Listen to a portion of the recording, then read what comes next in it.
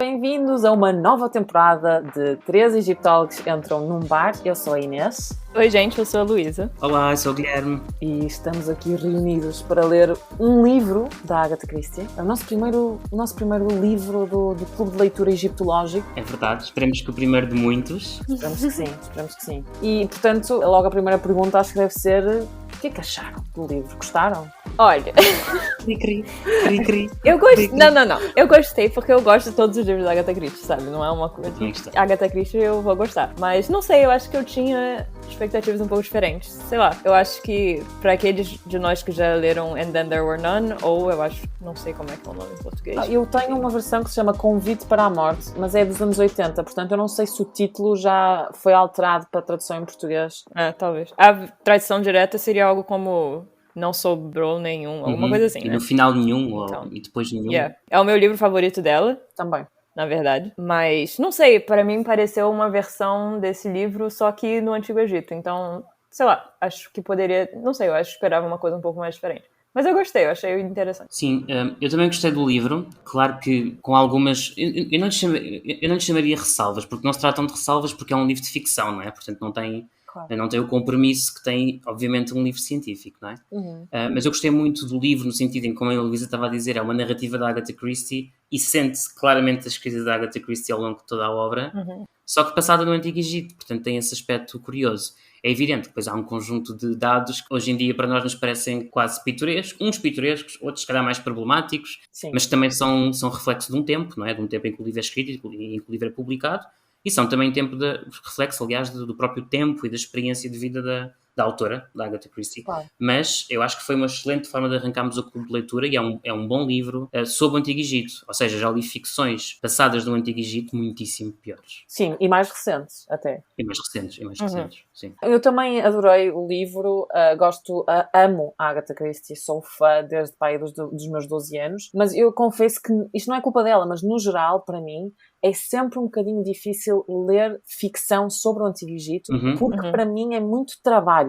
Eu estou sempre ativa a pensar, mas isto não era bem assim, interessante, mas porquê é que ela acha isto e não aquilo? Quer dizer, para mim acaba por ser sempre menos relaxante, se calhar. Menos prazeroso, talvez, não é? Exatamente, do que seria de outra forma. E pronto, lá está. Isto era uma coisa que quando eu era miúda, não é? Adolescente, lia livros de ficção sobre o Antigo Egito, romances históricos, amava, adorava. Hoje em dia eu já não consigo sentir grande prazer nisso, porque para mim é trabalho, sou sincera. E então, gostei da história, mas lá está, sempre um bocadinho de trabalho na minha cabeça. Eu, por acaso, devo confessar que fiz um esforço muito grande enquanto estava a ler para desligar o modo estudante de egiptologia. Isso. E para ser apenas um leitor.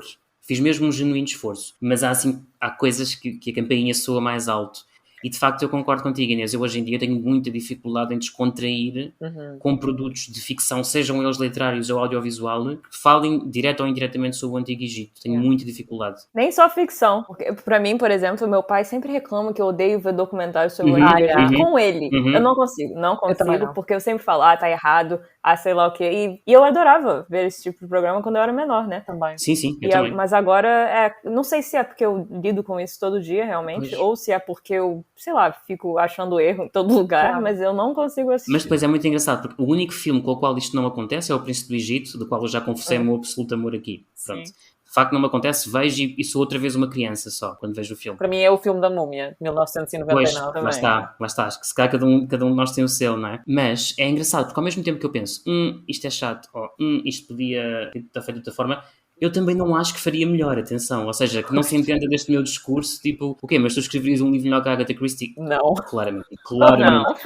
Até porque eu tenho a certeza que qualquer um de nós que fosse escrever um livro de ficção sobre o Antigo Egito, das duas uma, ou não escreveria porque estaria tão alerta para todos os detalhes que não conseguia escrever uma obra de ficção, ponto. Ou então escreveria e faria cedências à realidade histórica e científica como a conhecemos, porque de outra forma não dá. Pois é.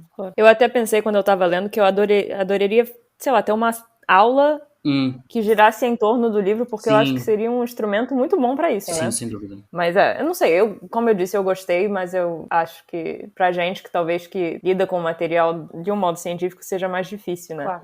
desse tipo de livro. Então, não sei, eu ficaria curiosa para saber se os nossos ouvintes gostaram ou não, porque eu acho que eles teriam, talvez, um relacionamento meio diferente. E desculpem, só ainda sobre este ponto do consumo de coisas sobre o Antigo Egito a nível audiovisual, eu estava aqui a pensar, há um conjunto de canais de YouTube que eu vejo, feitos por egiptólogos com diferentes propósitos, uns mais divulgativos, outros é quase mais organizar uma lecture, propor uma palestra à frente da tela do computador, que eu acho que poderia dar um episódio interessante também, se falar sobre canais de YouTube sobre o Antigo Egito. Sim, sem dúvida. Sem propósitos diferentes, mas eu acho que é interessante. Mas lá está, mas aí, eu para ver esses vídeos, tenho que pensar, estou só a ver um canal de YouTube. Ou seja, estou só a descontrair porque senão é muito agressivo. Quer dizer, nós passamos o dia inteiro a falar sobre o Antigo Egito, a ler sobre o Antigo Egito, a pensar sobre o Antigo Egito. É isso. E depois, se o consumo estético também é sobre o Antigo Egito, há qualquer coisa aqui que faz um certo curto-circuito. Para mim. Cansam, para mim também. Eu preciso às vezes simplesmente pensar noutras coisas completamente diferentes. E acho que faz bem também sairmos um bocadinho deste mundo, desta bolha que é a egiptologia e o Antigo Egito. Mas, de qualquer das formas, eu acho que é bom e também interessante para nós, enquanto egiptólogos, como estavas a dizer, Guilherme, ver como é que o Antigo Egito é representado em obras de ficção ou em obras de divulgação para um público mais alargado, porque, de facto, é assim que a maior parte das pessoas acaba por aprender sobre o Antigo Egito. Sem dúvida. Sim, são instrumentos muito importantes de divulgação sobre esta civilização. Então, se calhar, falávamos primeiro um bocadinho sobre a Agatha Christie e sobre o contexto deste livro. Uma das coisas que, desde logo, é visível, não é? É aquela nota inicial que Agatha Christie escreve ao professor Glanville, Stephen Glanville, e devemos dizer que tanto a Luísa como o Guilherme leram o livro em inglês. Eu li o livro em português, numa edição dos anos 80, pertencia aos meus pais, e que, portanto, também, se calhar se lerem o livro agora em português, a tradução vai ser ligeiramente diferente, mais atualizada, provavelmente, porque, de facto, a forma como isto foi traduzido para português nos anos 80 também usa, assim, uma certa linguagem, não sei, não sei se ainda seria traduzido da mesma forma, digamos assim. Portanto, de qualquer das formas, esta nota aqui ao professor Glanville é interessante e levou-me a pesquisar, porque eu não sei se vocês conheciam Stephen Glanville antes de ler isto, eu não sabia quem ele era. Só de nome. Eu já tinha visto o nome, sabia que era um egiptólogo da primeira metade do século XX, mas muito pouco mais do que isso. Eu acho que eu nem de nome.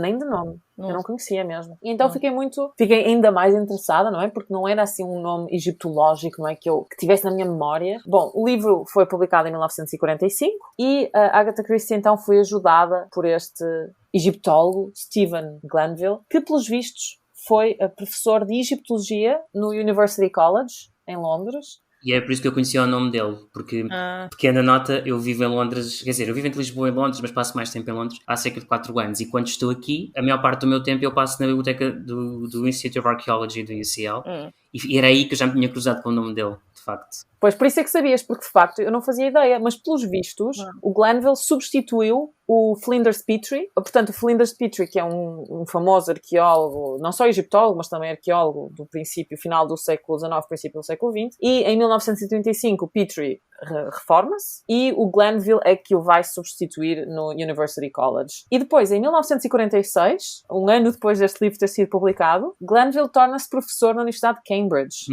Onde fica até morrer em 1956. Portanto, fica lá durante 10 anos. E é muito interessante porque eu estive a informar-me sobre ele e, pelos vistos, ele iniciou a carreira dele não em egiptologia, mas em História Moderna. Ele estudou História Moderna na Universidade de Oxford, no princípio do século XX. E depois foi para o Egito a trabalhar, que na altura o Egito era um protetorado / colónia inglesa.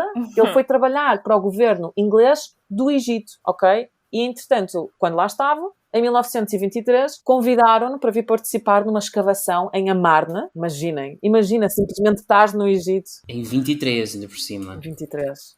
E simplesmente seres convidado para uma escavação, tipo, que chique. As coisas, de facto, eram completamente diferentes. Sim. O colonialismo dá jeito. Ironia. Não, exato. Mordeu na lente de ironia. Ironia. Dá jeito a quem? Aos homens brancos. Exato. A todos os outros. Dá jeito a homens brancos que não têm formação em egiptologia e querem entrar em escavações e que nunca viram uma escavação arqueológica na vida. Exato. Ok? Pronto. Então, Glanville, em 1923, junta-se à escavação de Amarna, do Egypt Exploration Fund, na altura, IEF. Exato. Hoje em dia, Society. Exatamente. E imaginem, em 24, um ano depois, é eleito assistente no Departamento de Antiguidades Egípcias e Assírias no Museu Britânico. Assim, uma pessoa que nem sequer tem formação em egiptologia. Ai, que ódio, gente. Hoje sério. nem com 3.000 artigos e... Esquece. Hoje é impossível. Enfim, Impossível. muito fácil. Portanto, na Segunda Guerra Mundial, Stephen Glanville serviu na Royal Air Force e foi aí que ele conheceu o segundo marido da Agatha Christie. Exato. Que se chama Max Mallowan, e era um arqueólogo. E, portanto, eles serviram juntos na Royal Air Force, ficaram amigos, e, portanto, a partir daqui desta amizade, depois a Agatha Christie conhece-o, não é? E é ele que a vai ajudar a fazer a pesquisa para este livro. Porque, imaginem, eu acho que é importante dizer, o livro, claramente, ela fez uma pesquisa muito profunda. Sim, sim. Muito profunda. Sim. Não concordo com nenhuma das ideias que estão aqui basicamente ditas, não é? Porque é a forma como os egiptólogos pensavam nos anos 40. Já não pensamos assim, mas nota-se que a pesquisa foi muito intensa. Sim, eu ia sublinhar esse aspecto. Ou seja, percebe-se claramente que há alguém, por um lado, com uma capacidade intelectual, eu diria, acima da média, para produzir um livro deste calibre, e que investigou a fundo a matéria em causa, porque eu quase que diria que, para o ano de 45, o livro é uma espécie de estado de arte em ficção do conhecimento que se tinha sobre o Antigo Egito e do cotidiano, do que poderia ser uma casa abastada, nobre, como quiserem, no Antigo Egito, de um período específico, que enfim, que já lá iremos. Mas Inês, desculpa, estavas a falar do segundo marido da Agatha Christie. Eu tinha ideia que o Max, não é? Eu tinha ideia que ele era arqueólogo, mas sobretudo no atual Iraque, ou seja, no que seria a Mesopotâmia, não é? É isso mesmo. É isso mesmo. Ele trabalhava na área do Iraque e da Síria. Exato. E ele é famoso nessa área, by the way. Eu conhecia ele, não conhecia o Glanville, mas eu conhecia o Max Mallowan. Okay. Então, ele era um arqueólogo muito importante nessa região. E ela até ajudou em várias das escavações, participava também. E há um livro muito... Já tínhamos mencionado isto no outro episódio, eu acho que sim. Acho que foi a Luísa até que mencionou. Já. Há um livro muito interessante que é uma espécie de mini autobiografia, mas só da atividade dela na arqueologia, exatamente na Síria e no Iraque. Muito interessante. Muito bom, vale a pena. E ele, ou seja, voltando ao Glanville rapidamente, a nota, não é, que ela escreve é muito interessante, não é? Porque diz mesmo que quem primeiro lhe sugeriu a ideia de escrever uma história de detetives no Antigo Egito foi Stephen Glanville. Portanto, na verdade, até devemos agradecer a este senhor por esta história ter sido escrita e que, de facto, foi a sua ajuda e o seu encorajamento que a permitiram escrever este livro. Inclusive, ele forneceu-lhe livros, ajudou-a com questões sobre a cultura egípcia. Portanto, também foi ele que influenciou. O único livro escrito pela Agatha Christie passado na Antiguidade é este. E mais ainda, espero não estar enganado no que estou a dizer, mas eu acho que é o único livro que não se passa no século XX. Exatamente. Mais do que ser o único na Antiguidade. Ou seja, passam-se todos no século XX, à exceção de um outro que se passa num período histórico, que é o Antigo Egito. Exatamente. Portanto, é mesmo muito interessante. Ela escreveu também uma peça de teatro chamada Akhenaten, que também é passada no Antigo Egito e que também é a única que não é passada no século XX, e também foi Glanville que a ajudou e influenciou. Ah, não sabia. Ainda é performed a peça? Porque eu nunca ouvi falar. Não sei, não faço ideia. Pode ter dado-se o caso dela ter escrito e nunca ter sido representada. Não faço ideia, lá está. Se calhar. Peça dela que eu conheço só Mousetrap. É Mousetrap, exato. Sim. Exato, a ratoeira, por si. Mas que essa é a peça há mais tempo representada na história do teatro. É verdade. Que é um facto extraordinário. Muito boa, por sinal. Sim. Vale a pena. Há um livro muito bom em inglês que fala sobre a Agatha Christie enquanto dramaturga. Acho que desde que saiu este ano ou ano passado, e é excelente, porque nós conhecemos a Agatha Christie como escritora de história de detetives, mas na verdade ela também foi uma excelente dramaturga e acho que esse é um livro que eu também poderia... ainda não li, mas recomendo porque acho que será muito interessante explorar essa faceta da vida dela, que era muito importante para ela.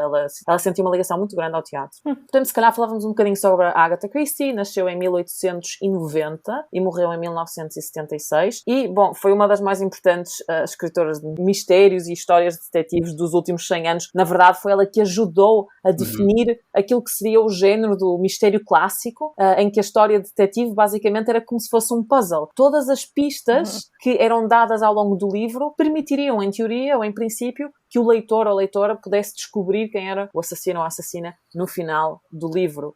Em teoria, eu normalmente não sou assim tão inteligente e não consigo descobrir. Eu ia perguntar, vocês, não vamos dar spoiler, mas vocês achavam que era quem era? Não. Okay. Vamos dar spoiler mais para a frente. Sim, não agora.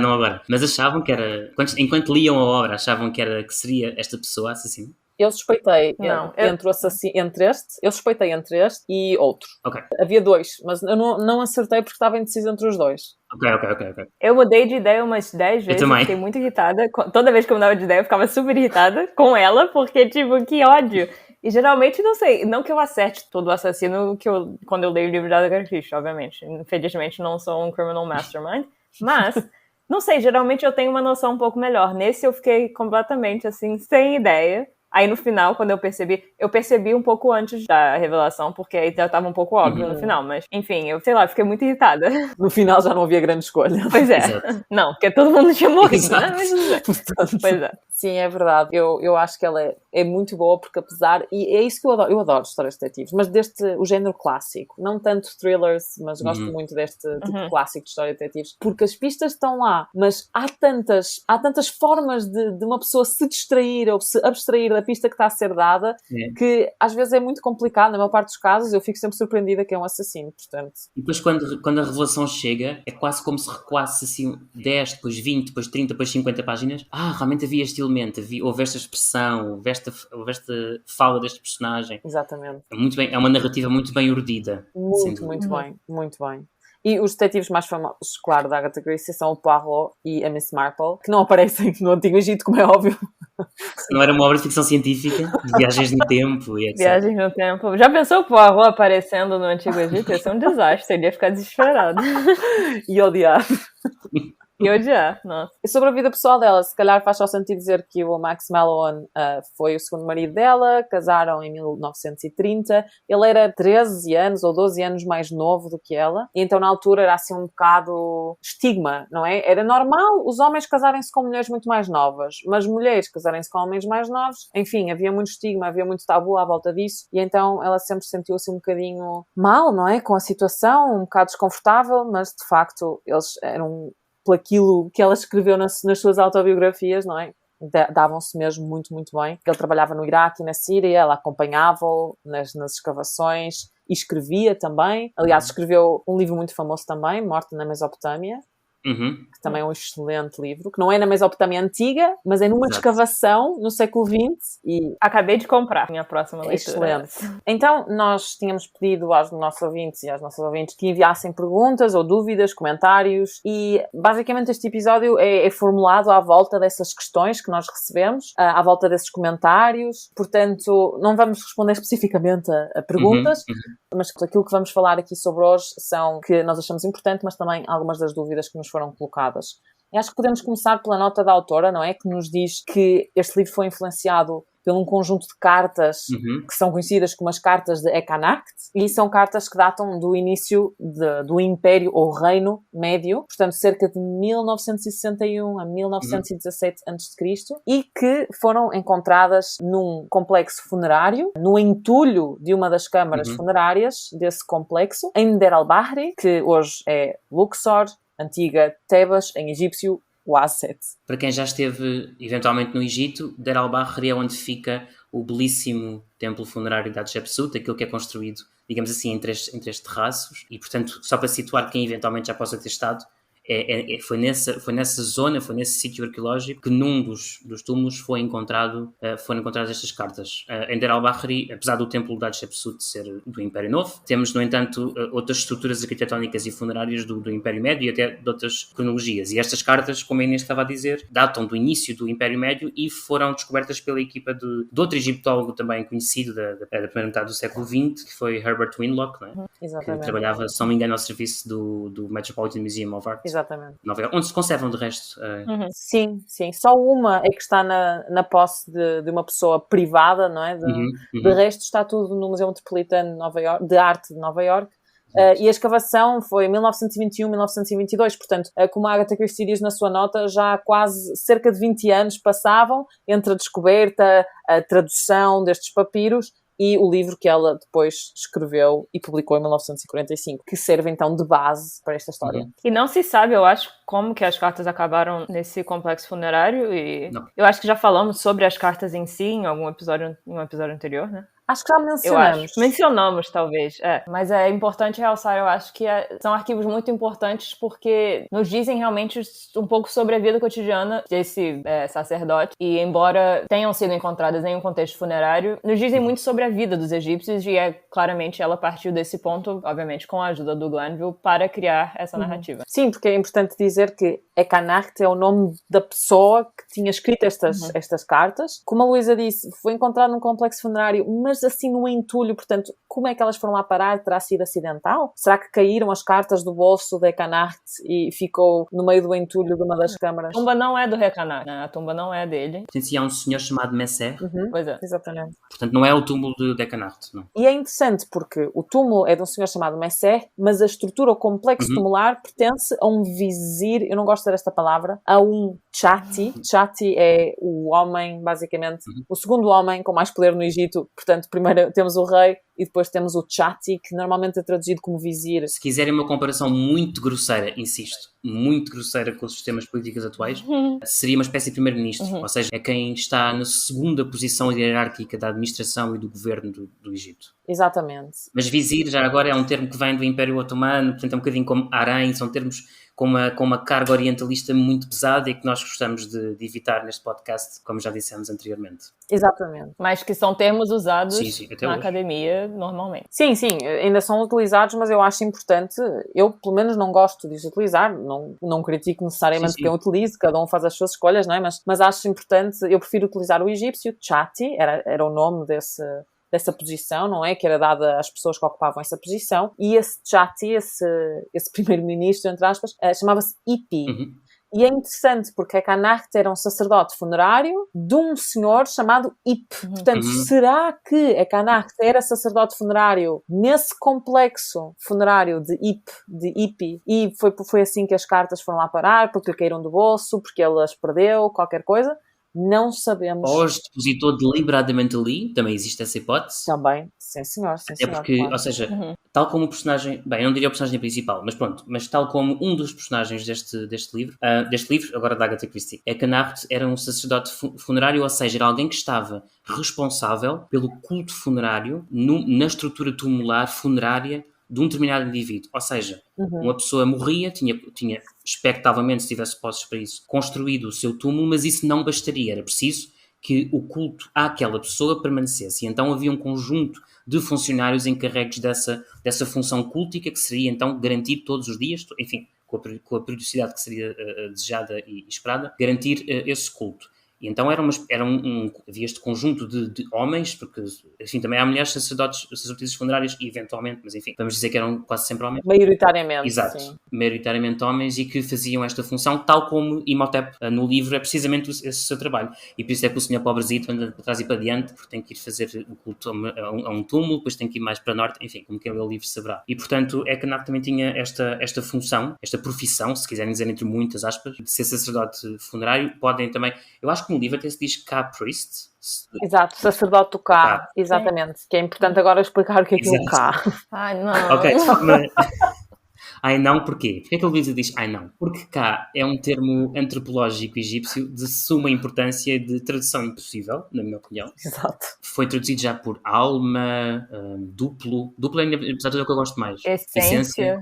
Força vital. Força vital também não desgosto.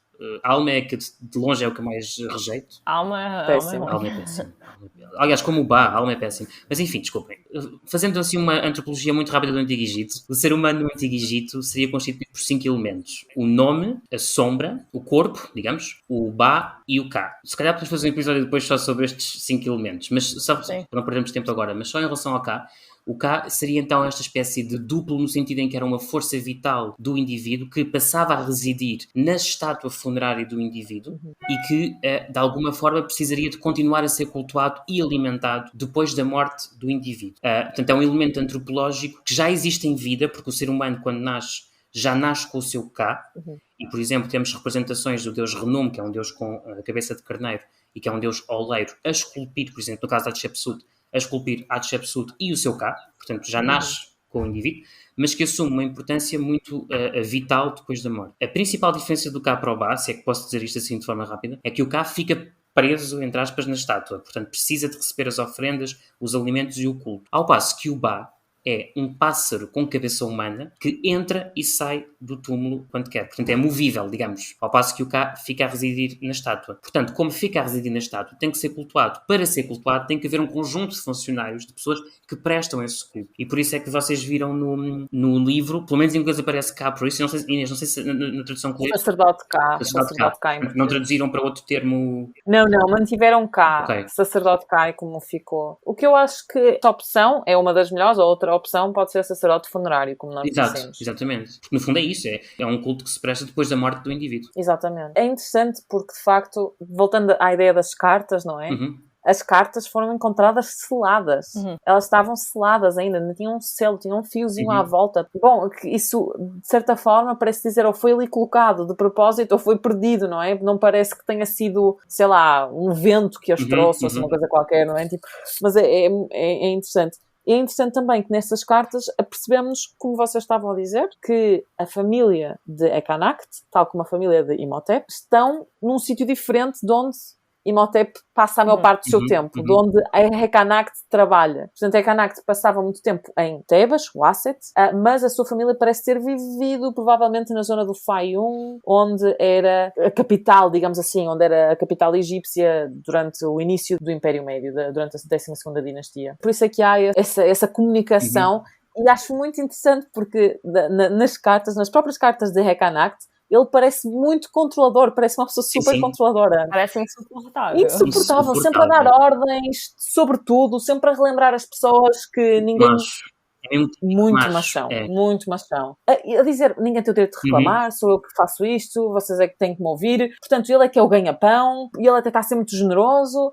Portanto, eu acho que a caricatura, não é, ou a personagem Imhotep representa até bastante bem o tom das cartas que a Ekanakt escreve. Sobretudo na primeira metade do livro, eu acho. Portanto, quando ainda não apareceu, e depois aparece com a tal, para usar a expressão do livro, concubina Nofret, e em que o tom, para com os 4 filhos, né, os 3 filhos e a filha, e também, enfim, para com o lar de forma geral, para com a sua casa de forma geral, porque a casa no Antigo Egito incluía não só a família, mas também o pessoal que trabalhava na casa. Isto tudo está dentro da noção de casa no Antigo Egito. Como a Renet no livro, por exemplo. E o tom é, não, vamos lá, sou eu que vos pago, vocês vivem debaixo do meu teto, sou eu que vos dou comida, sou eu que garanto a vossa subsistência e, portanto, vocês têm que fazer como eu quero. Muito pouco receptivo a ideias novas por parte dos filhos, não? Sem dúvida. E, portanto, Imhotep é claramente um decalque ficcionado de Eknart de uma forma muito interessante. Na segunda metade do livro ele ficou meio idiota, né? Meio burro. E isso não é necessariamente o caso com o Rekhanact, que realmente existiu, claro, é uma dramatização. É verdade. Mas eu também concordo que o que ela tirou das cartas me pareceu muito bom no livro. Sim. E eu também gostei, isso também foi uma das questões que foi levantadas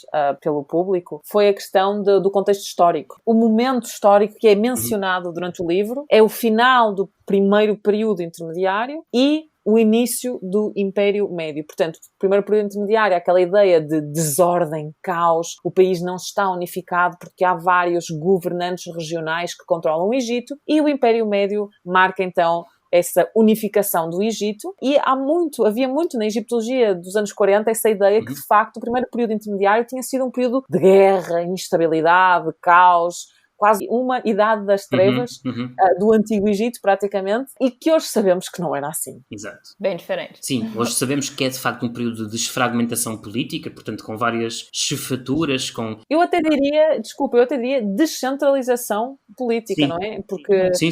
Não quero falar em fragmentação, porque acho que descentralização, simplesmente não temos um poder central, não é? O que não significa que as coisas funcionem menos bem. Era simplesmente uma forma... Não, descentralização política que não corresponde a declínio cultural, necessariamente. Não, certamente não nesse caso. Sim. Até porque os diferentes chefes, se quiserem dizer assim, os nomarcas, como são conhecidos, tinham eles próprios também muito poder, e não necessariamente o facto do poder não estar centralizado significa que haja um caos no dia-a-dia e que toda a gente esteja a degladiar todos os... Eventualmente haveria conflitos entre diferentes grupos, claro.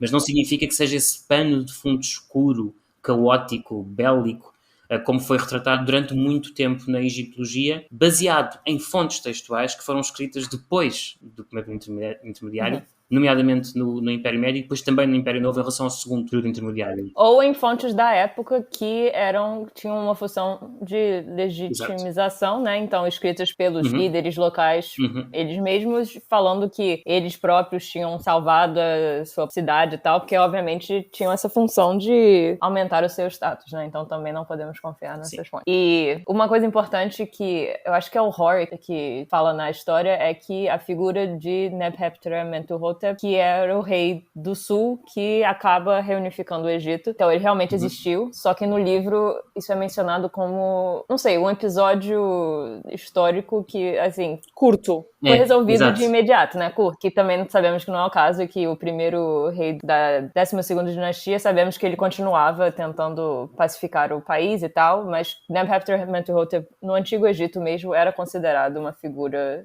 que realmente reunificou as duas terras, ou seja, o norte do Egito e o sul do Egito. Na verdade é uma figura que já é muito, digamos, adorada no próprio Antigo Egito, e que depois passa, é um faraó ainda da 11ª dinastia, mas que já faz depois a transição para a 12ª.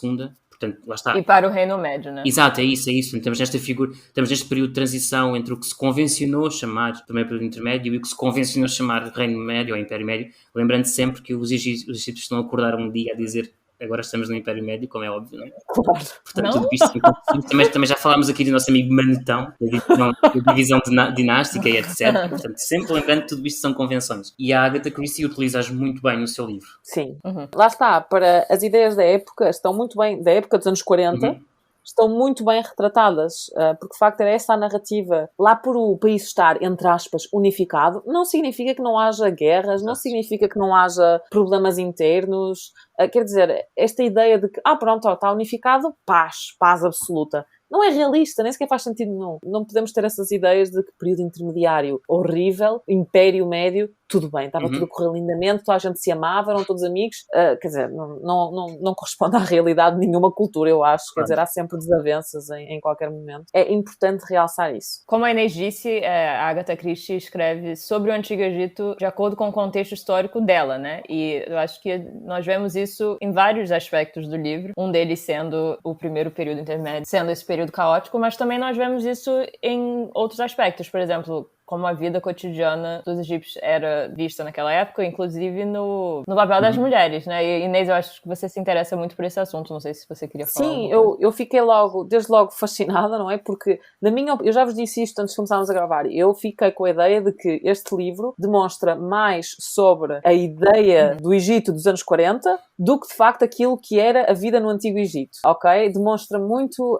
essas noções, algumas delas marcadamente machistas, não é? Sexistas, porque uma delas, para mim, era a forma como as mulheres são representadas. Não só o facto de as mulheres, por exemplo, haver essa ideia de que dentro da própria casa as mulheres habitavam nas traseiras, as mulheres viviam numa área específica para elas, não é? Que isso não sabemos se era verdade ou não no Antigo Egito, não fazemos ideia. Eu acho que essa ideia, Inês, pode ter vindo daquilo que nós sabemos para o Império Novo, de alguns, insisto, ou seja, não é no Império Médio e é em alguns contextos de habitação da realeza, portanto em palácios, em que efetivamente havia os apartamentos femininos que não eram estritamente femininos, porque aí estavam as mulheres no plural, porque como sabem, poligamia no Antigo Egito, tanto quanto sabemos, está reservada ao rei, tanto quanto sabemos. Portanto, estavam as mulheres do rei, mas também estavam os seus filhos, o seu pessoal de serviço, portanto não era uma área exclusivamente feminina, mas pronto. Mas até podemos,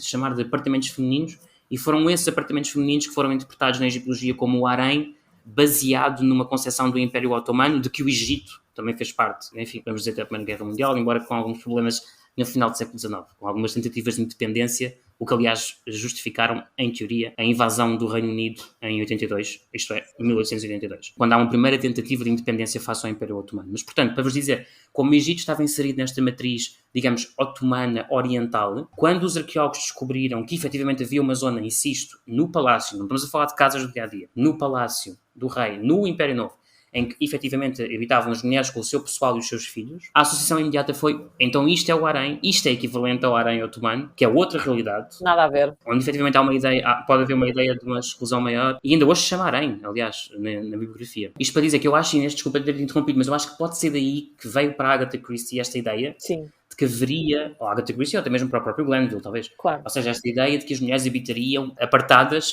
na parte traseira da habitação, sendo que, para o contexto doméstico, tanto quanto é do meu conhecimento, nós não temos evidências, até podemos ter alguma evidência de habitação no sentido do dia-a-dia das atividades, de divisão de atividades, mas de efetivamente habitarem longe dos homens, parece-me que é uma extensão que nós não temos elementos para afirmar. É importante realçar também que o Gui falou certíssimo que, baseado nesses contextos do Reino Novo, contextos reais, só que nós não temos palácios Exato. do Reino Médio, então também poderia ser o caso, mas nós não sabemos. Também tinha esse espaço dividido, que não deveríamos chamar de harém, enfim, mas nós não sabemos como era essa dinâmica nos palácios do Reino Médio, porque nós não temos evidências arqueológicas desses espaços. Sim, mesmo nas evidências arqueológicas do Império Médio, ou mesmo do Império Novo, estou a pensar na aldeia de Deir el-Medina, por exemplo, que fica em Luxor, na margem ocidental. É muito complicado, porque o Guilherme estava a dizer, muitas vezes no contexto arqueológico conseguimos perceber que tipo de atividades eram aí feitas. Por exemplo, cozinhar ou dormir, que pode ser uma das atividades, não é? Em determinadas áreas da casa. Contudo, devido ao sexismo, não é? Dos anos 40, e também não só dos anos 40, não é?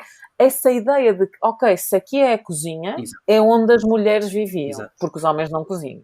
Quem cozinha são as mulheres. Portanto, aí é que vemos o sexismo, não é? Aqui é que vemos essa ideia que é nossa, não é uma ideia do Antigo Egito, porque nós não sabemos qual era a ideia no Antigo Egito. Pode ser que sim, pode ser que não sabemos. Exatamente. Até podia ser que sim, que de facto, que as únicas pessoas que cozinhavam eram as mulheres. Mas não sabemos. Não sabemos como era feita a divisão de tarefas. E, portanto, a ideia de que, se aqui é cozinha, nas traseiras, é onde as mulheres ficavam, bom, isso é inválido. Não podemos assumir isso. Portanto, isso é interessante ver, e eu estou a dizer Agatha Christie, mas eu acho que isto tudo são ideias do Glanville, que está a dizer a Agatha Christie como é que as coisas são feitas no Antigo Egito. Não só do Glanville, né? Mas eu acho que da comunidade académica da Exatamente. Época. O Glanville que representa, digamos assim, podemos dizer, o pensamento global egiptológico dos anos 40. Ao mesmo tempo que a Agatha Christie parece, em algumas falas do livro, querer dar a entender, passar uma imagem de que no Antigo Egito a situação da mulher, e neste caso a mulher de elite, claro, era uma situação ainda assim privilegiada face a outros contextos da Antiguidade. Por duas ou três vezes também se passa uma ideia que durante muito tempo vingou na egiptologia, que hoje se sabe que não seria exatamente assim, de que a herança, ou de que o título, ou de que a condição familiar passariam pela linha feminina, e hoje sabemos que não era assim necessariamente, mas essa foi uma ideia muito forte na egiptologia também, e portanto ao mesmo tempo que há, como eu estava a dizer, não é esta ideia de que às mulheres está reservado um espaço específico, não é o da convivência com os homens, há também um esforço de quase dizer que na sociedade do Antigo Egito as mulheres, por hipótese, poderiam ser mais emancipadas do que na década de 40 britânica em que a Agatha Christie escreve, não é? Exatamente. Sendo que a própria Agatha Christie desafiou convenções de género, como a Inês estava a dizer. Absolutamente. Nomeadamente ao casar com um homem mais novo. E portanto, ao mesmo tempo eu senti, a ler, que havia ali uma tentativa também de dizer que as mulheres de elite, ela não existe assim, mas são claramente mulheres de elites que são focadas no livro neste contexto, estaria reservado um papel mais diferenciado, com mais direitos, com mais exercício da sua personalidade jurídica do que noutros contextos da Antiguidade. Sem dúvida. O que é simultaneamente verdadeiro e falso, porque de facto a mulher no Antigo Egito, a mulher de elite, insisto, tem uma igualdade jurídica porque pode herdar, por exemplo, mas não podemos de todo dizer que tinha os mesmos direitos do homem. Claro. Como aliás se disse recentemente numa exposição inaugurada este ano, lamento informar, mas não podemos fazer tal afirmação porque isso enfim, não se chegou até aos dias de hoje à plena igualdade. E seguramente que não era o caso no Antigo Egito. De facto, vê-se assim uma masculinidade muito tóxica no livro, não é? Que é imposta nos antigos egípcios, que não sabemos se teria existido ou não. Porque, em teoria, podiam herdar e podiam decidir a quem ficava a propriedade. Em teoria, podiam comprar e vender. Em teoria, podiam divorciar-se. Em teoria, podiam fazer estas coisas todas. Mas depois, nós sabemos muito bem que mesmo no princípio do século XX, quando era possível haver divórcio, muitas mulheres não se divorciavam por causa da pressão social. Porque, de facto, sabiam que iam ser ostracizadas se o fizessem. Portanto, até que ponto é que, apesar de ser possível todas estas coisas, até que ponto é que elas eram aceites e comuns dentro da sociedade, não é? Porque, de facto, uma coisa é a teoria e a outra é a prática. Sim. A pressão social também pode ser uma forma muito real e verdadeira de continuar com as convenções, mesmo que a lei já tenha avançado. Fora que, quando falamos em mulheres no Antigo Egito, nunca podemos cair no erro essencialista e generalista de achar que seriam todas iguais, não é? Claro. As mulheres ocupariam e teriam funções e direitos e representações distintas no espaço público em função da sua da sua etnicidade, do seu estatuto social, do local geográfico em que habitavam. Há também variações ao longo do tempo no Antigo Egito. Por exemplo, nós também comentávamos isto antes de começar a gravar, uma ideia que aqui no livro aparece constantemente vincada quando se falam de escravas na obra é que seriam negras, por exemplo, não é? No livro há uma associação inequívoca entre etnicidade, identidade étnico-racial, se preferirem, e condição de escravatura. Sem dúvida. Quando na realidade nós sabemos que a escravatura não é uma realidade necessariamente étnico-racial no Antigo Egito. E as pirâmides não foram construídas por escravos. Ou, se calhar, pessoas escravizadas. Acho que deveríamos utilizar esse termo. Porque, de facto, a escravatura quase que pode parecer como uma coisa que uma pessoa é um estado, não é? Que nasce. Enquanto que uma pessoa não nasce escrava. Uma pessoa é escravizada por alguém. Mesmo as pessoas que nasceram dentro da escravatura foram pessoas que foram escravizadas. E eu acho importante que a expressão que classifica esses indivíduos que demonstre isso. Uma das coisas que me chocou um bocado também no livro, chocou e não chocou, porque claro que isto é um livro escrito em 1945, mas a única menção a pessoas negras é mencionando-as como pessoas escravizadas. Com a palavra utilizada, claro, neste livro, é escrava, ou escravazinha, ou criadinha. Em inglês também. Little slave. Então também é horrível. Me deu nervoso. É horrível. Eu senti-me mal. Nenhuma delas com nome? Não. Nunca. E, de facto, nem eram essenciais à história. Estas personagens escravizadas, no sentido, quer dizer, para a Agatha Christie se calhar dá um cor, mas, na verdade, acaba por ser racista por razão nenhuma. Não tinham que ser incluídas, porque elas não contribuem, de certa forma, para a história, estão simplesmente ali a fazer coisas que, enfim... O que aliás, é uma realidade muito comum na ficção de comunidades oprimidas, menorizadas, secundarizadas, se preferirem. É uma espécie de dupla secundarização, porque não só estas pessoas não acrescentam nada à história, como não têm nome, não têm efetivamente... Elas são simplesmente bibelôs do livro. Ou seja, ocupam um lugar que não é decisivo para a história. E, portanto, como eu estava a dizer, elas são acrescentadas para dar este colorido, também um bocadinho esta ótica do exotismo, ou seja, uma casa que é uma casa abastada, onde vive uma família com posses, endinheirada, que tem um séquito ao seu serviço, e dentro desse séquito até estão pessoas que... Porque, reparem, a Agatha Christie é célere, é rápida em descrever em associar uma etnicidade às pessoas escravizadas, mas não nos diz nunca, que eu tenha pelo menos memória, atenção, eu não me recordo nenhuma instância do livro em que caracterize, em que sequer fale da cor de pele qualquer um dos outros personagens que também não poderiam ser brancos porque são egípcios. Portanto, não, nunca, exatamente. E isso é muito, ainda bem que realçaste isso, porque é a única altura em que a cor da pele de alguém é mencionada, é uma pessoa negra, e essa pessoa negra é escravizada. E então isto de facto revela muito mais sobre o pensamento dos anos 40 do que sobre o Antigo Egito, mais uma vez. Lá está, nós nem sabemos muito bem qual era a situação das pessoas escravizadas no Antigo Egito. Mas sabemos que não eram todas de outra etnia, isso sabemos. Claro, não eram todas. Algumas eram elas próprias egípcias, outras vinham da Ásia Ocidental, outras vinham de facto da Núbia, do Sudão, mas lá está, tipo, não havia essa correspondência entre pessoa escravizada e pessoa negra. E nós temos textos, eu acho, de Lahun, que é uma cidade da 12ª dinastia. Vivem nela depois também, mas é fundada na 12ª dinastia. E nós temos textos que se referem a pessoas vendidas como asiáticos, que viriam da área do Levante. Ou seja, mesmo nessa época, pessoas escravizadas ou pessoas que eram vendidas não eram só da Núbia. Então, realmente não tem essa correspondência de cor da pele e status que existe no livro, exatamente por causa do contexto histórico em que a Agatha Christie vive. Mas atenção, nós não estamos aqui a querer bater na Agatha Christie, estamos só a constatar que, de facto, no momento em que ela escreve, eu até acho que ela escreveria, vou citar textualmente, Black Slave, sem grande reflexão, ou seja, é óbvio que é uma Black Slave, não é? Então, repito, 45, o Império Britânico está paulatinamente a desmoronar-se, haveriam por aí as independências das suas antigas possessões coloniais, se é que o Império Britânico alguma vez desmoronou, porque há quem continua a achar, enfim, que são um país imperialista ainda hoje, mas enfim. Pronto, isto para dizer que de facto eu acho que, ou seja, é fruto do seu tempo, ou atenção, que não quer dizer que não houvesse vozes dissonantes e vozes de contradição já no momento em que a Agatha Christie escreve, como é óbvio, não é? E isso é importante realçar, claro. Como é evidente. Mas ela escreve, não é só do seu tempo, ela escreve do seu lugar social, para uma mulher de elite britânica. Exato, apesar de ser mulher, era uma mulher da elite britânica, não haja dúvida, e era branca, portanto, isso também é importante compreendermos, e ninguém está a desculpabilizar o que ela escreveu de forma nenhuma, mas de facto foi das coisas que para mim fez o livro perder um bocadinho o interesse, porque de facto não é fácil ler estas coisas, eu acho. Mesmo na questão das mulheres, as mulheres eram representadas de forma tão aquela masculinidade tóxica de não és homem o suficiente, eu sou mais homem que tu, as mulheres deviam estar caladas e obedecer ao marido. Isso é muito visível no personagem da Sati P, se não me equivoco, não é? Exatamente. A mulher do Yarmos. Isso é muito visível, não é? Essa retórica da mulher irritante, da mulher chata, da mulher que importuna o marido. Exatamente. Que questiona a masculinidade do marido, porque o marido não, de alguma forma, não performa uma masculinidade supostamente normativa, não é? Que seria a da imposição, a do controle, a da força, que está muito mais associada a Sobek, irmão de... Portanto, fazendo aqui um bocadinho a árvore genealógica, não é? Temos Imhotep, o pai. Este pai teve... A mãe, portanto, a esposa de Imhotep já morreu quando a narrativa começa. Imhotep teve 3 filhos e uma filha, portanto, Yarmos, Sobek, cuja mulher é... Kait. Ipi, que é o mais novo, que é uma espécie de jovem, revoltado, rebelde. Nesse aspecto fala muito de um lugar de adolescência quase, não é? Da revolta, mas é muito irritante também. Insuportável. E depois temos Reni Seb, que é assim a minha personagem, talvez a minha personagem preferida, que é alguém que fugiu. Percebemos que ela fugiu há 8 anos, quando a narrativa começa há 8 anos, com um homem que teve uma filha entretanto, esse homem faleceu e ela regressa à casa paterna. Logo no início do livro, aliás, o livro começa com o regresso deste personagem. De alguma maneira, se é que há algum personagem principal, talvez seja Reni Seb, no sentido em que ela organiza a narrativa do livro. Não é? Para além deste núcleo, temos a mãe de Imhotep, que é a avó. Essa é a que eu mais gostei foi ela. É o máximo. Adorei. Ela, tipo, pra quem viu Downton Abbey, ela é quase uma Violet Crowley.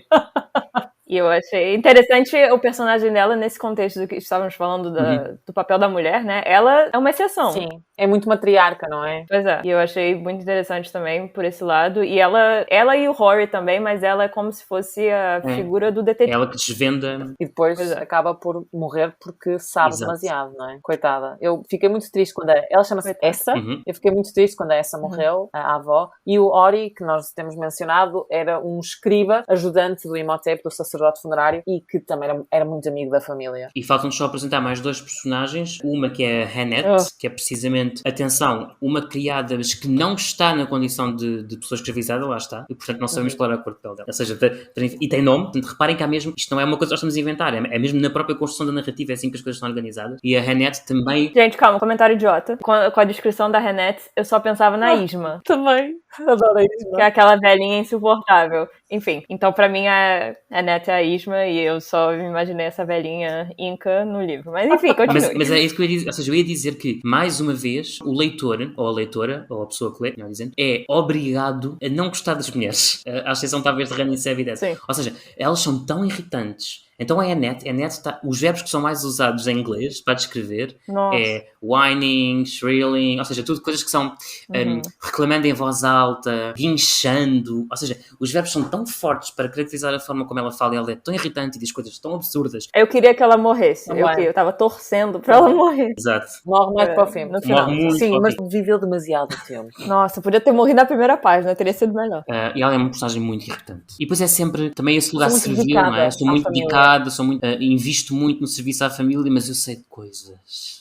E quando eu precisar, vou usá-las. Que medo, sério. E, portanto, é muito irritante. E o último personagem que falta apresentar... Kameni, obrigado. E fará par romântico, de alguma forma, com também um chato, by the way. Achei insuportável, mas tudo bem. Mas escreve bonitos poemas de amor. E eu também queria chegar aqui. É que nós já mencionámos as principais fontes para o livro, são claramente as cartas de Decanart, mas claramente a Agatha Christie usou fontes também de outro tipo de fontes textuais e também de outros períodos. Por exemplo, há um corpus, isto é um conjunto de textos muito interessante do Império Novo, que são os chamados poemas, ou cantos de amor, ou cânticos de amor, que é poesia, é uma lírica amorosa, se quiserem, portanto são poemas de amor, onde se descreve precisamente aquilo que eu creio que já falámos aqui, que é a utilização do substantivo irmão e irmã para designar a pessoa amada. Acho que já falámos no episódio anterior. Portanto, se virem casei-me com o meu irmão, ou eu estou à espera que a minha irmã apareça debaixo da árvore, é lindo, uma poesia lindíssima. Não é literalmente a irmã, ok? Até porque o incesto, uma vez mais, tanto quanto sabemos, limita-se à família real. Insisto, tanto quanto sabemos ao conhecimento dos dias. Mas, portanto, este personagem que fará o par romântico,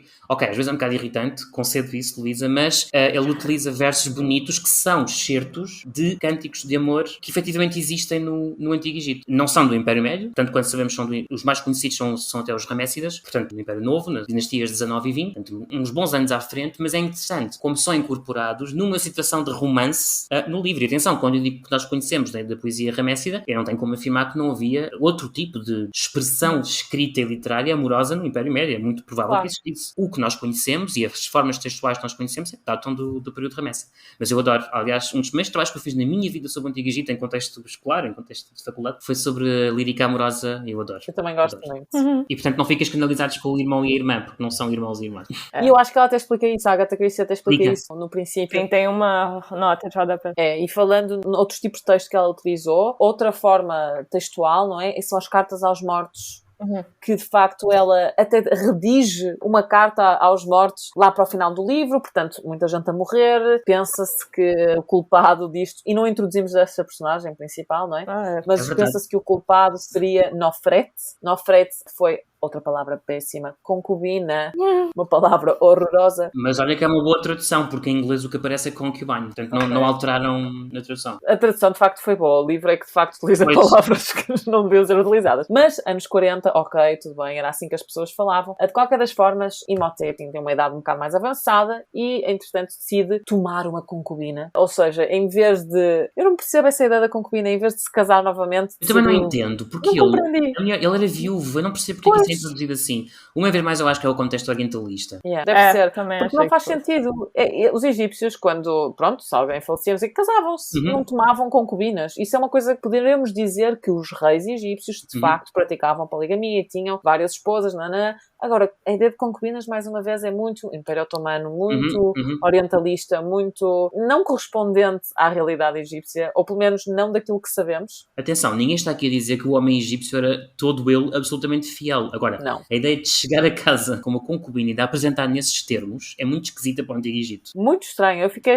Não é viúvo. Exato, devia-se ter casado. Enfim, não sabemos porque a Agatha Christie. Aliás, a Raniseb é viúva e quando se fala em ela juntar-se com precisamente o autor dos poemas, com o Khamenei, ela casaria. Ela casa, portanto, não fala sem casar, ou seja, ela não tem, depois não casa. Pronto, em teoria, ela casar-se com ele, porque ela é uma mulher viúva, lá está. Claro. Pois eu também não percebi porque é que Nofret é concubina e não esposa. Mas de qualquer das formas, Imhotep chega à casa com Nofret, que é sua concubina, horrível a palavra, mas pronto. E Nofret não é assim muito agradável, ela é muito mais nova, ela não é muito agradável para o resto da família. E vem de outra zona do Egito? Sim, vem do norte, vem de outra zona, é muito novinha.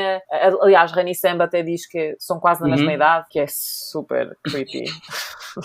Terrível. De qualquer das formas, o que acontece de facto é que Nofret não se dá muito bem com o resto da família, eles têm muitas desavenças e Nofret acaba por utilizar a falta de educação da família em seu proveito, porque a família, dão-lhe comida sem sal, comida com demasiado sal, ratos que lhe aparecem na cama, um escorpião não sei onde. Enfim, estão a aterrorizar a pobre miúda, mas ela utiliza isso como uma forma de mostrar ao Imhotep que está a ser maltratada. O Imhotep fica chateadíssimo. O Imhotep que precisamente neste momento está longe de casa em serviço, em trabalho. Exato. E, portanto, recebe as cartas de Nofret, que são escritas por Khamenei, porque Khamenei também vinha do norte do Egito. Que é um escriba. E depois quando recebe as cartas e vê que Nofret está a ser maltratada, passa-se e escreve cartas a dizer: vocês não a trataram bem, portanto vou deserdar-vos a todos. E Nofret vai ser a minha herdeira, digamos assim. Exato. A minha sócia até, eles falam numa partnership, sim. Uma coisa assim um bocado estranha, não saber tornar-se sócio, não? Essa eu não conheço. E já agora também reparem que ela se chama Nofret. Em egípcio o adjetivo Nofret significa precisamente a bonita, a bela, e portanto certamente também que este nome não é escolhido à toa para designar esta mulher bela que vem causar esta disrupção, não é? No contexto feminino. E aliás, há uma pessoa nas cartas de Ekanact que se chama Nofret. É muito interessante ter sido utilizado este nome por vários motivos. Exato. E claro, um deles é o que o Guilherme está a dizer, é perfeito este nome para a personagem, porque a Bela, ela de facto era lindíssima, não é? E a beleza dela também era um dos problemas, entre aspas, das invejas, não é? Que acabou por criar. Nofret é a primeira pessoa a morrer, ou seja, a ser assassinada, na verdade. E isto acontece depois dos filhos terem sido deserdados, não é? Pelo pai. Bom, é aqui que começa tudo. Depois os assassinos que se seguem, a ideia é que é o espírito de Nofret que se está a vingar. Imhotep, entretanto, regressa à casa para o funeral de Nofret, fica em casa, mas mais pessoas começam a morrer. Nomeadamente Sobek, dos filhos de Imhotep, Sat-Ipi. Depois morre Ipi. Também. Morrem todos, basicamente. Começa a morrer muita gente, toda a gente da família. E então há aquela ideia de que o espírito de Nofret se está a vingar. E para o apaziguar, o que é que Imhotep tenta fazer? Tenta escrever uma carta aos mortos, nomeadamente à sua ex-mulher, a sua primeira mulher, que faleceu já há alguns anos, e de facto tenta escrever essa carta pedindo que a primeira mulher interceda. Ela e os seus familiares, que eram membros da elite, que intercedam no além, de forma a que Nofret pare de matar membros da família família de Imhotep, a sua primeira esposa, a Exato. sair. Só um bocadinho de contexto. Estas cartas aos mortos, nós não temos assim tantos exemplares. São cerca entre 15 a 17, mas elas têm alguma dispersão no tempo, porque as que conhecemos estão escritas em suportes de cerâmica, o que também é muito interessante, em vasos, em recipientes de cerâmica, o que é muito, muito curioso, mas estão atestadas entre o final do Império Antigo e o final do Império Novo, que é um espaço de tempo muito amplo, não é? Estamos a falar de mais de 1000 anos. E, portanto, como elas estão muito dispersas ao longo do tempo, acredita-se que a sua prática fosse bastante mais disseminada do que os testemunhos que chegaram até hoje. Lembrando que foram sobretudo escritas em cerâmica. Há mais suportes, mas sobretudo escritas em cerâmica, portanto parte-se com muita facilidade, a conservação faz-se muito difícil e, portanto, chegaram dos poucos exemplares. Mas insisto que é muito provável que fosse uma prática muito mais disseminada. E a ideia, como acontece no livro, que a Inês nos estava a contar,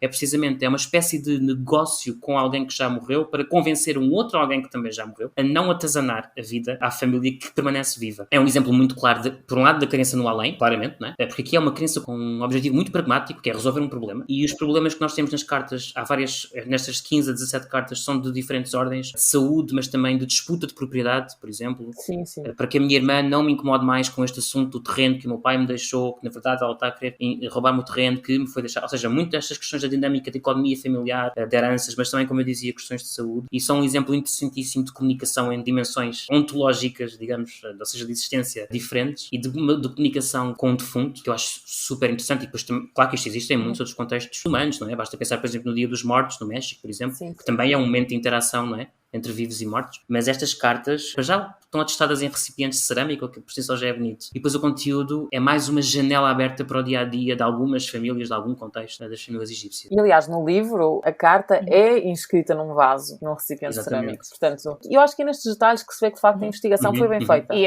no livro, claro, a carta não funciona, né? Pessoas continuam a morrer. E, claramente, não sei, eu acho que no Antigo Egito mesmo, provavelmente podemos dizer que também não teria funcionado, mas acho que podemos dizer que acreditavam realmente que funcionaria, ou que poderia funcionar.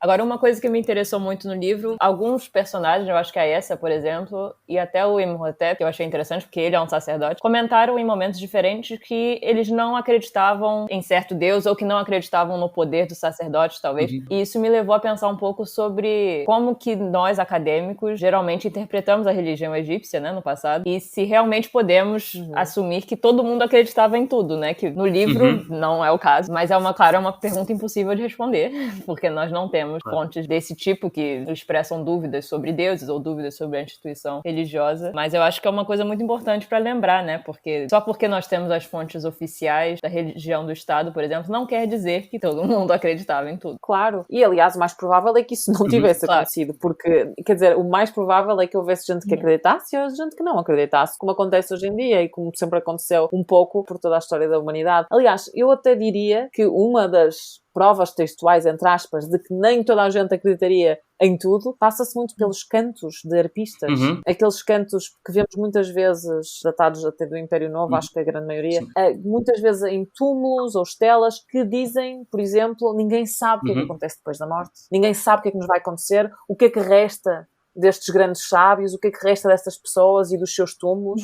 Portanto, vive o dia de hoje, carpe diem, quase, não é? Vive o dia de hoje, aproveita o dia de hoje, porque ninguém sabe como é que é o além, porque ninguém voltou de lá para nos contar. E, portanto, essa ideia também vai um bocadinho, também demonstra que nem toda a gente, provavelmente, algumas pessoas teriam dúvidas. Eu acho que é mais daquilo que nós sabemos, atenção, à luz das fontes que nós temos. É mais o ter dúvidas, o questionar, do que propriamente o talvez não acreditar, como hoje nós entendemos no sentido moderno do ateísmo, que é um fenómeno relativamente recente do século XIX. Não é? Talvez não fosse essa expressão ateísta muito forte, mas seguramente que haveria indivíduos que punham em causa o sistema, que duvidavam dele, que não o subscreviam, mas depois, claro que sentiriam eventualmente, talvez, uma necessidade de organização, de inscrição no mundo de outras formas. Mas nós temos efetivamente textos, não muitos, mas alguns, que não necessariamente põem em causa que os deuses existam, lá está, mas que dizem, nós na realidade não sabemos. Ou seja, se quisermos ser modernos, que não devemos, mas pronto, mas se quisermos seria uma atitude mais agnóstica do que ateia, é o que eu quero dizer. É mais uma ideia de que nós na realidade não sabemos exatamente o que é que acontece do outro lado, mas não, tanto quanto eu tenho conhecimento, não há nenhum texto que diga claramente os deuses não existem, ou ou o mundo não foi criado pela divindade. Isto, até à data, não temos qualquer conhecimento, tem existido. Claro. Mas, de facto, é muito engraçado também esta carta aos mortos ser escrita num recipiente de cerâmica no próprio livro. Gostei muito desse pormenor. Falando até na morte, agora em si, como é representada no livro, um estereótipo que este livro acaba por, de certa forma, propagar, é muito a ideia da obsessão dos egípcios com a morte. E é um estereótipo que é um bocado difícil até nos dias de hoje de mostrar às pessoas que isso não era bem assim. Pelo contrário, o facto de eles se preocuparem com o além, de terem as suas crenças funerárias, não significa que estivessem sempre a pensar na morte. Antes, pelo contrário, acho que podemos dizer que os egípcios passavam muito tempo a pensar na vida. E eu acho que isso é uma das razões porque a interpretação do público geral e do acadêmico também, graças a Deus, está sendo um pouco mais reinterpretada agora, mas continua sendo a mais comum, é devido à preservação dos contextos funerários em comparação com os contextos cotidianos, que realmente temos muito mais tumbas do que cidades e muito mais tumbas do que casas, então é muito mais fácil aprender sobre os contextos funerários do que sobre a vida dos egípcios. E a tese da Inês lida com isso. Cemitérios e tumbas não eram espaço só para os mortos, de maneira nenhuma, né? E que no livro isso parece que é o fato, porque a tumba, por exemplo, era super silenciosa e só tinha o Rory lá em cima e a Renicénia ia visitar o Rory, mas no Antigo Egito muito provavelmente não teria sido assim no dia a dia. Antes pelo contrário. Aliás, uma das coisas que eu acho muito interessantes é pensarmos que primeiro, os túmulos não eram construídos em isolamento, a grande maior parte fazia parte de uma necrópole, não é? Havia vários túmulos ali. Depois pensamos que todos os túmulos precisam de culto diário, então certamente havia muita gente que todos os dias lá ia. Para além disso, havia festivais religiosos que obrigavam, entre aspas, em que as famílias iam a estes sítios, havia banquetes, havia festa, havia celebração. Nomeadamente na Bela Festa do Val, por exemplo, em que há uma espécie... Atenção, eu já repeti isto na primeira temporada, vou repetir agora. Cada vez que eu faço uma alusão com os dias de hoje, é apenas para aproximar, não é de todo dizer que uma coisa é outra. Por amor de Deus, não estou aqui a fazer nenhuma tese de divisionista. Mas é uma espécie de 1º de novembro, lá está, dia dos mortos, ou seja, ir visitar as sepulturas dos familiares defuntos, a depositar flores nas campas das pessoas que já partiram, etc. É um bocadinho essa ideia, claro, insisto, noutro contexto, de atravessar o rio, porque as necrópolis situavam-se fundamentalmente na margem ocidental, atravessar o rio, estamos a falar de Tebas, da Bela Festa do Val, e de ir aos túmulos dos entes queridos que tinham falecido. A tese de Inês fala muito sobre isso e é muito interessante. A Luísa agora estava a mencionar que não é o Ori, está sozinho lá no túmulo, ou às vezes faz-se acompanhar do Kameni, ou até com outro, às vezes com o Imhotep, às vezes com... Mas são poucos, não é? Há uma ideia de silêncio, tanto por isso é que há homicídios, não é? Eles morrem, há muita gente que morre ali junto ao túmulo. Mas os cemitérios, na sua maioria, nas necrópolis, tinham de ser sítios com muito barulho. Porque a quantidade de atividade cultica, de gente está ali a passar, gente está a morrer a ser sepultada, gente está a construir os túmulos ao lado, ou seja, barulho de ferramentas para gravar o texto. Obras. Barulho de obras, é isso. Um supervisor a barrar com o outro deu um erro gramatical inadmissível ali. O outro diz, ou seja, tinha que haver muito barulho. É sem dúvida. Fora que quando nós temos 2 túmulos lado a lado e têm textos muito parecidos, eu penso sempre que aquilo foi decidido à hora do almoço. Tipo, os escribas juntaram-se, eu fiz um texto, não sei como é que vou agora inserir naquela linha. Só isso fez antes assim. E depois, não é? É muito engraçado. Tinham que ser sítios com muito barulho. Ou seja, dificilmente o Sr. Ori estaria sozinho num túmulo, isolado, sem ninguém à volta. E de facto isso foi uma coisa que me saltou aos olhos, porque claro, como vocês dizem, faz parte da minha tese toda essa ideia das pessoas que visitam o túmulo, que vão ao túmulo e que o túmulo era um espaço para os vivos. É uma ideia que eu tenho tentado passar, porque de facto continua a haver ainda muito na egiptologia essa ideia que de facto eram locais de reverência, silêncio, mais silenciosos de uma biblioteca ou de uma igreja, não? Ninguém fazia um pio. Quer dizer, isso não era assim, de todo. E, aliás, há por acaso um projeto interessante com um colega nosso que está neste momento na Universidade de Liege, que trabalha com a necrópole de Saqqara no Império Novo e que fala muito nessa ideia de Saqqara como um local barulhento, um local onde passava muita gente, onde havia sempre coisas a acontecerem. Se é um enterro ali, é a construção de um túmulo acolá. Quer dizer, lá está, isto eram sítios muito azáfama.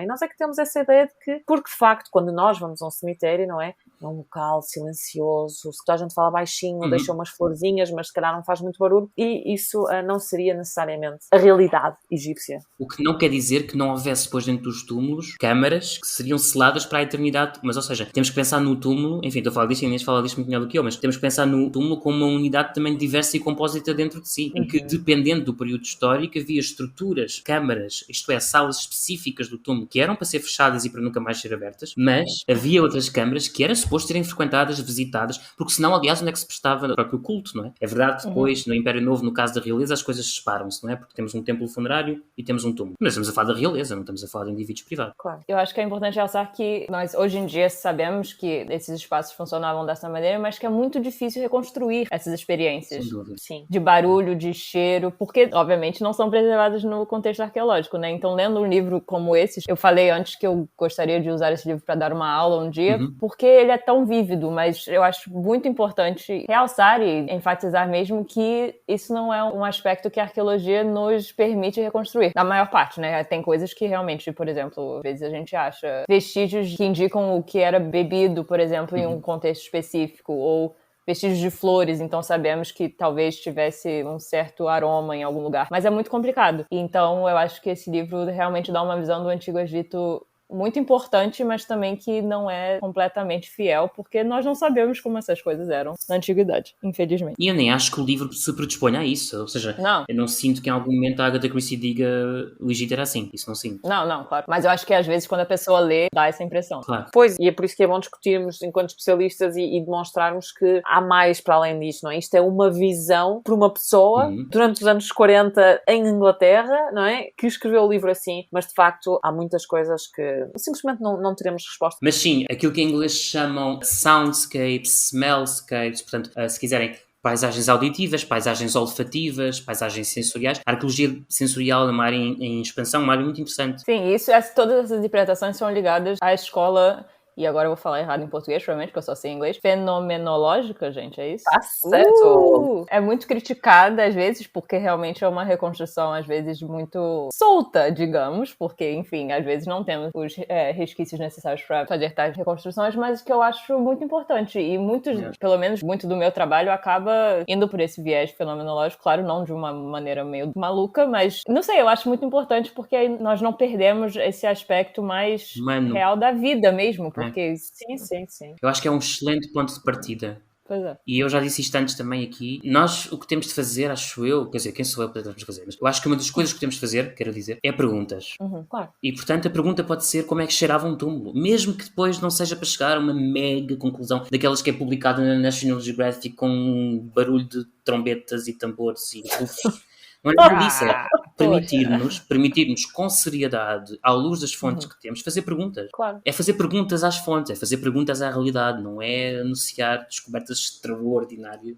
Mais à frente, se calhar faremos um episódio sobre essa ideia da grande descoberta, do problema que há também, não é? Nessa narrativa da descoberta, etc. Não se trata disso, mas trata-se de nos permitirmos fazer perguntas. Sem dúvida. Isso é que é importante, é tentarmos pensar, tentarmos colocar estas questões, não no sentido de arranjar uma resposta categórica, esta é a solução. Única. Exatamente. Mas tentámos desenvolver teorias à luz daquilo que temos, que essas teorias serão alteradas ao longo dos anos e também com o surgimento de outras fontes, de outras descobertas. Às vezes as descobertas são feitas num museu, numa gaveta, não tem que ser descobertas feitas no campo, não é? Mas o que é importante é perguntar, isso concordo 100%. Acho que nos resta dizer o que é que achamos sobre o assassino. É verdade, o filho primogénito, o moço sonso, calado, que aparentemente não era tão homem como a sua própria mulher, enfim, que não se impunha, nem sequer perante os filhos, não é? A dado momento ela diz isso, e muito menos perante o pai. É verdade.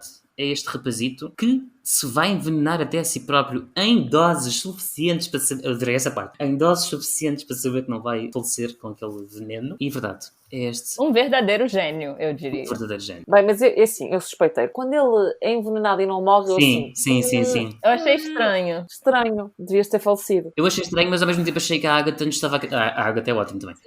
A Agatha nos estava a querer nossa amiga. A nossa amiga Agatha. Achei que ela nos estava a querer dizer...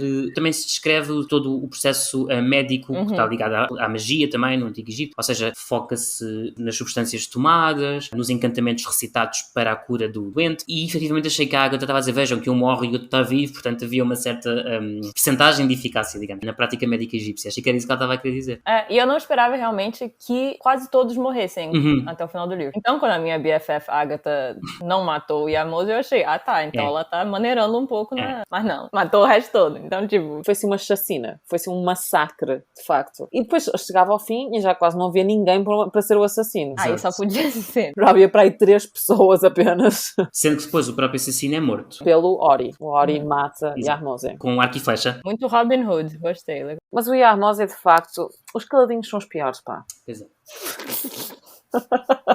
Embora eu não sei se fique suficientemente forte no livro, porque é que ele mata tanta gente. Não, por isso que eu veio do nada, assim, sei lá. Eu achei meio... O motivo não foi assim muito bom, porque, tipo, muito sangue... Ele, de facto, acho que era a repressão. Ele foi tão reprimido pelo pai, pela mulher, por toda a gente, que soltou a franga e começou a matar toda a gente. Reparem como isto começa por ser um podcast de egiptologia e acabamos em psiquiatria barata. Reparem. A repressão, o eu oprimido, que se liberta para matar pessoas.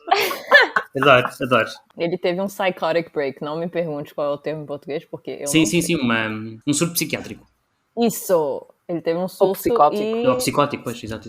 Eu acho que ele era psicopata já, mas enfim, ele acordou para essa faceta do seu ser e aí matou todo mundo. Eu acho que devemos ter um novo podcast em que simplesmente avaliamos psicologicamente a ação de determinadas personagens históricas. Exato. E da ficção. Resumindo, eu acho que foi uma excelente experiência e anseio pelo nosso próximo clube de leitura. Também eu. Bem, nós já até recebemos uma sugestão de um próximo livro que podemos ler. Ah, foi? Que também é uma história de detetives. Ok.